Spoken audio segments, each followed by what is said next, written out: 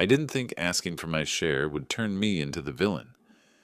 We'd just closed a solid month. Nothing viral, nothing flashy, just steady revenue from clients I'd personally onboarded, serviced, and kept happy.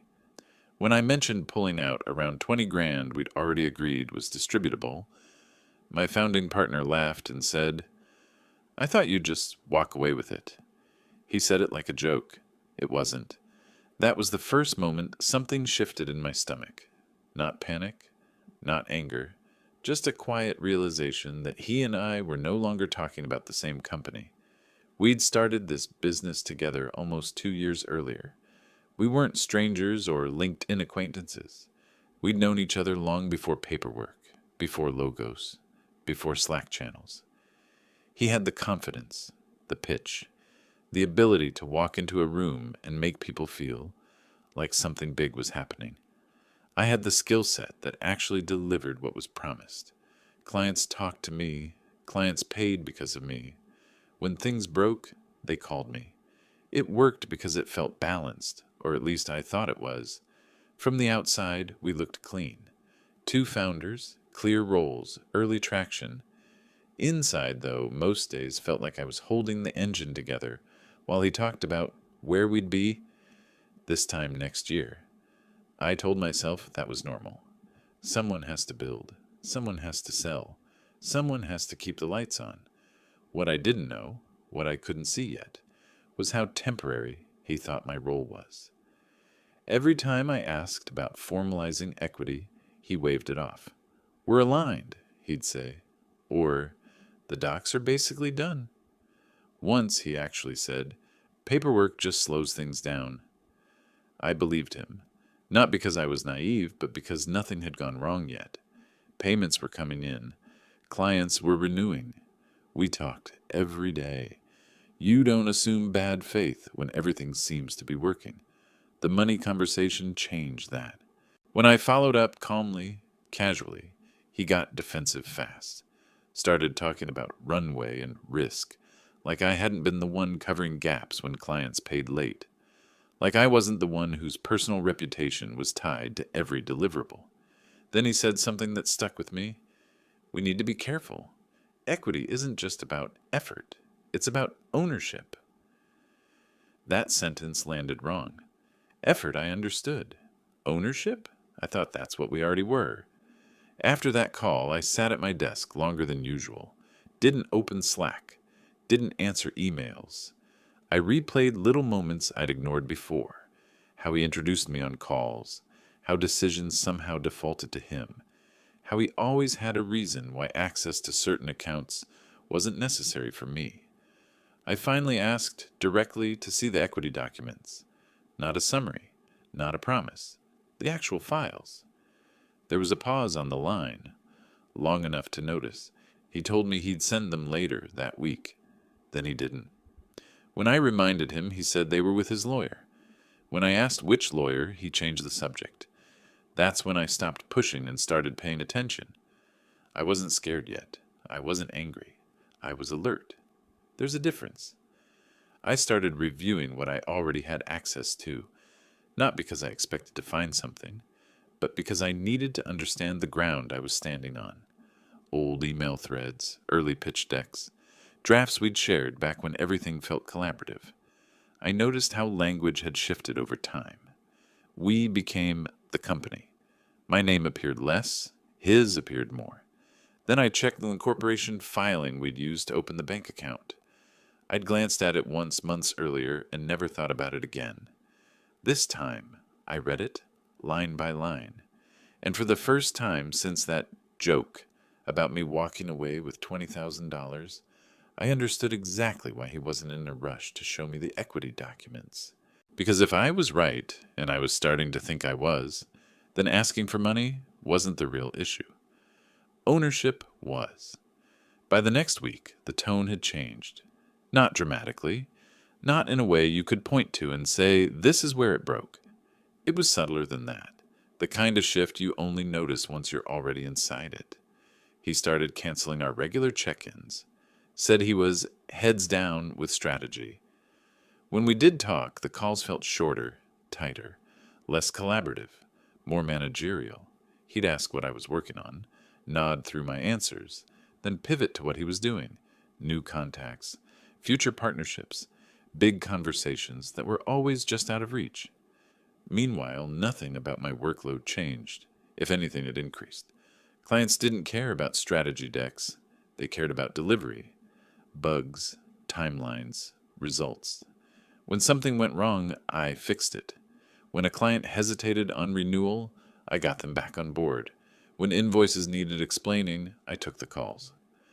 I was still the face of the company where it actually mattered, but the way he talked about the company started to feel off.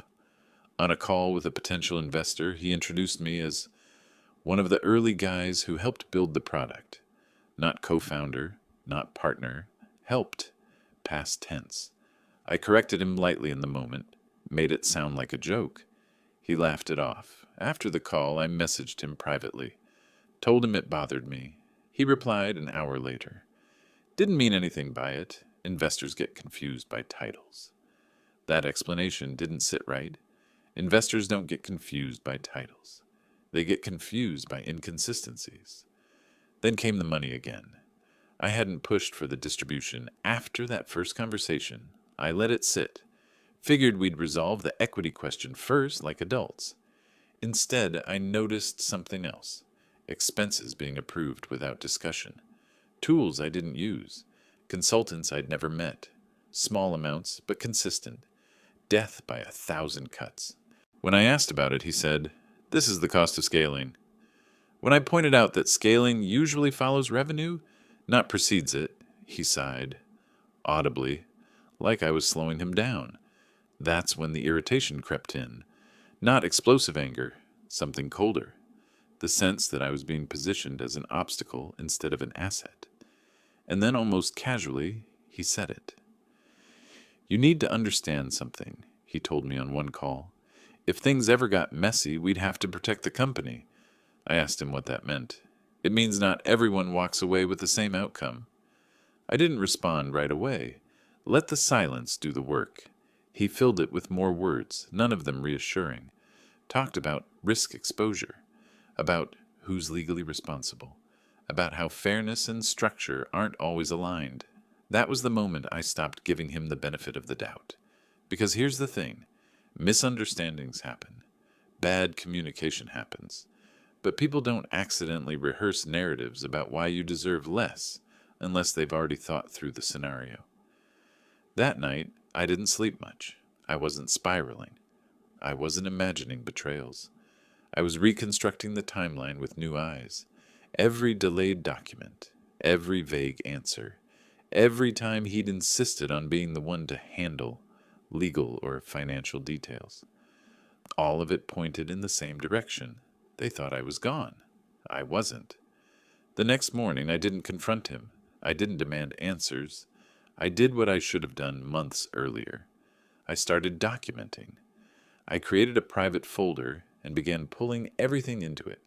Emails where equity was discussed. Messages where roles were defined. Early decks with both our names on them. I noted dates. I tracked changes. I saved versions. Then I looked at access.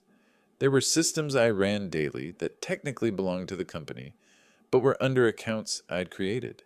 Client portals, operational tools, documentation hubs. Nothing shady, nothing illegal, just reality.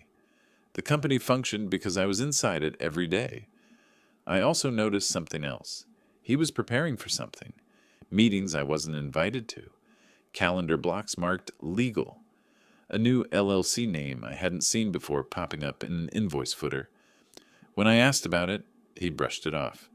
Just future-proofing. Future-proofing usually includes the people doing the work. That's when the irritation turned into something sharper. Not rage, resolve. Because it was clear now. He wasn't trying to resolve a disagreement. He was trying to outlast me.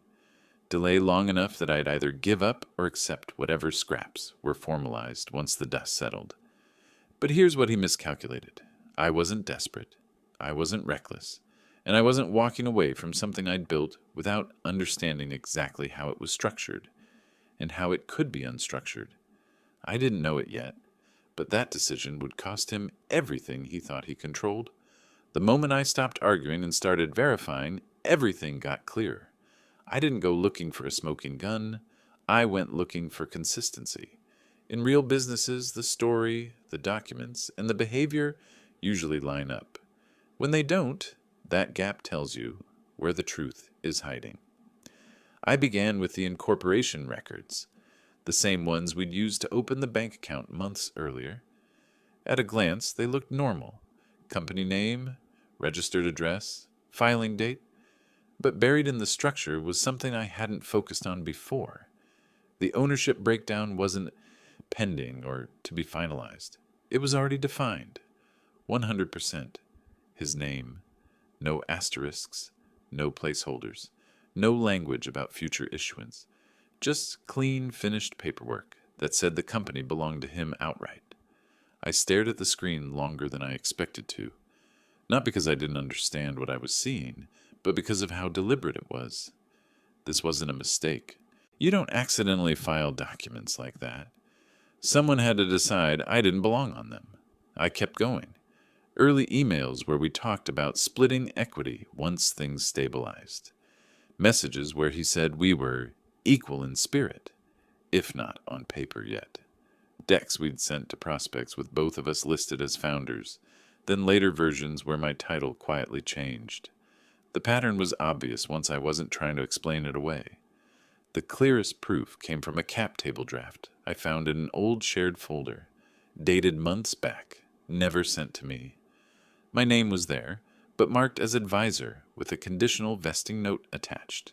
No signature, no discussion, just a plan waiting for the right moment. That was the break. Not emotionally. I didn't slam my laptop shut or pace the room, but internally. The part of me that still wanted to believe this was a misunderstanding went quiet. In its place was something steadier. Acceptance. That night, I stopped thinking like a partner and started thinking like someone who needed to protect himself. I made a timeline. When the company was formed, when revenue started, when my workload expanded, when the documents were filed, when the narrative shifted. Every decision lined up with a single goal: keep me useful, keep me informal, keep me temporary. And the thing that hit hardest wasn't the money. It was realizing how carefully he'd managed my trust. I hadn't been reckless. I'd asked questions. I'd flagged concerns. Each time he'd met them with just enough reassurance to keep me moving forward. That's not laziness. That's strategy. The next morning, I took a different tone on our call. Calm, neutral, professional. No accusations, no emotion. I asked practical questions about timelines, structure, next steps. He relaxed immediately, talked freely, confirmed things without realizing he was doing it. Every answer filled in another blank. By the end of the week, I had what I needed. Not leverage yet, but clarity. And clarity changes how you move. I consulted a lawyer, not to start a fight, but to understand my position. I laid out the facts, the work I'd done, the representations that were made, the documents I'd found. He didn't look surprised.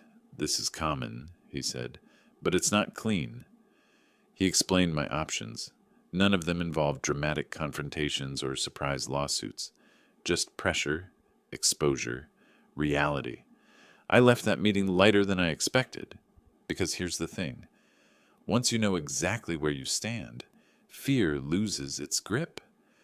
I wasn't guessing anymore. I wasn't reacting. I was planning. That night, I closed my notes and shut down my laptop. For the first time in weeks, I slept straight through. I wasn't broken. I wasn't trapped. I was done being invisible.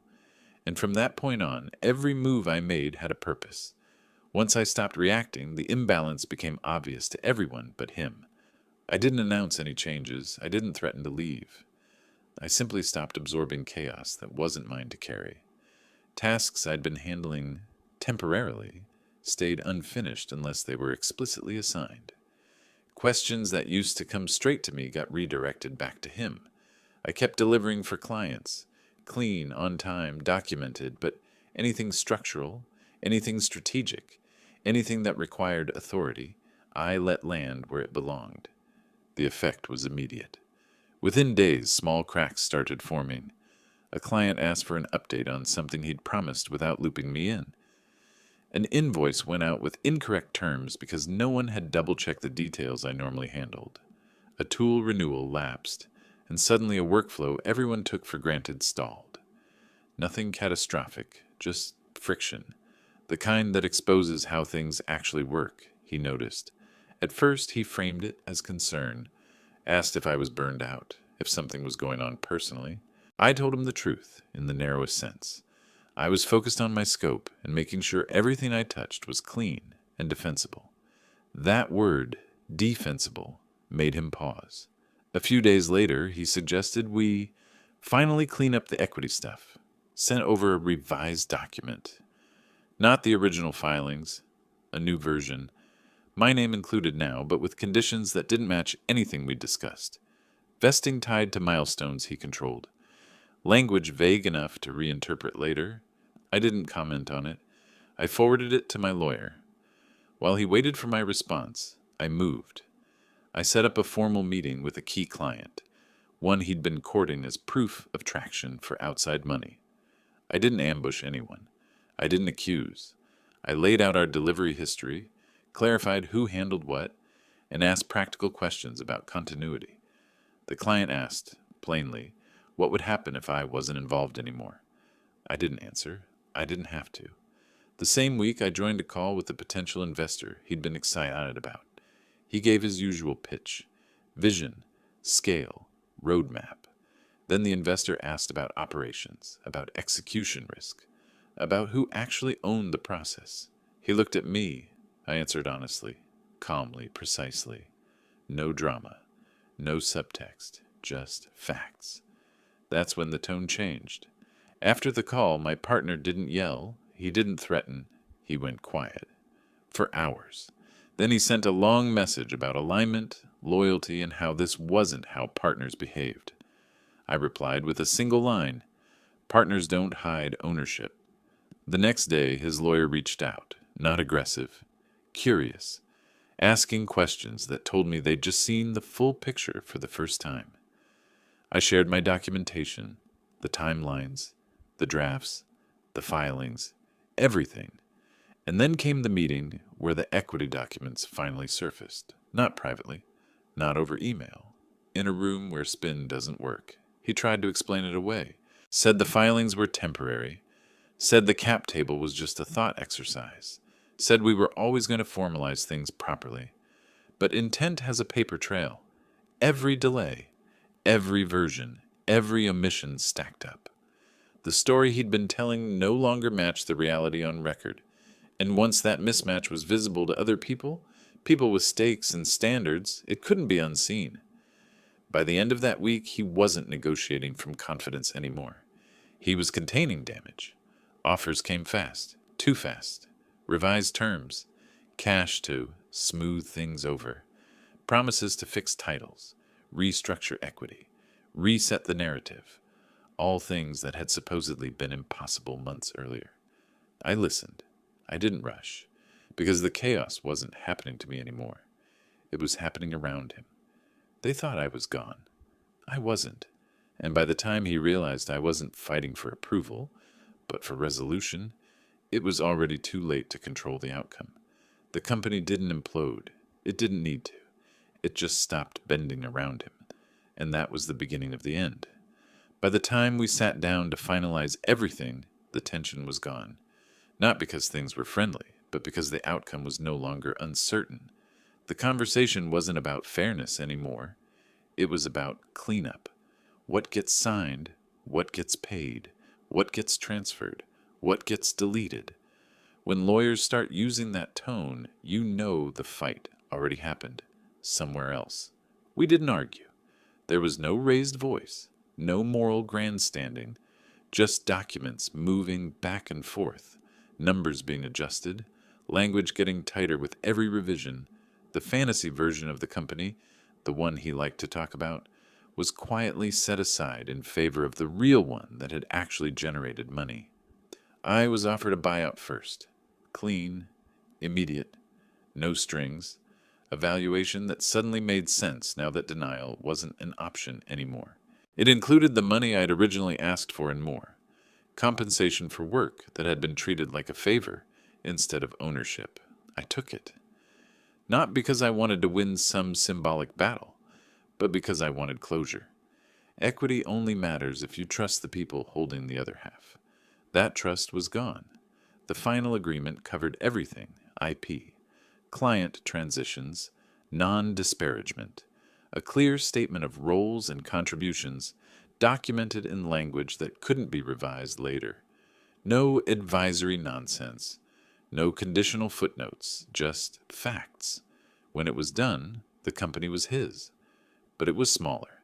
The clients I'd managed moved on with me or chose other vendors. The processes I'd built were transferred, but without the person who understood why they worked, they slowed. The investor interest cooled, not dramatically, just enough to change the trajectory. Momentum is fragile like that. He never apologized. I didn't expect him to. What he did do was try to reframe it one last time, tell a mutual contact that we'd outgrown each other, that it was a strategic separation. I didn't correct him. People who needed the truth already had it. People who didn't weren't my problem. The strange thing was how quiet everything felt afterward. No adrenaline, no triumph, just relief. I went back through my calendar and deleted months of meetings that were no longer my responsibility. I shut down accounts tied to a company I didn't work for anymore. I updated my records, my resume, my sense of myself. I hadn't lost anything I couldn't replace. What I gained was clarity. I learned what trust actually looks like in business and what it looks like when someone is quietly preparing for your absence while benefiting from your presence.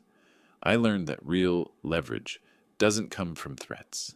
It comes from understanding the system better than the person trying to game it. And I learned something else too. When someone assumes you'll walk away quietly, they stop protecting themselves from you. That mistake cost him far more than $20,000. As for me, I walked away calm, compensated, and clean.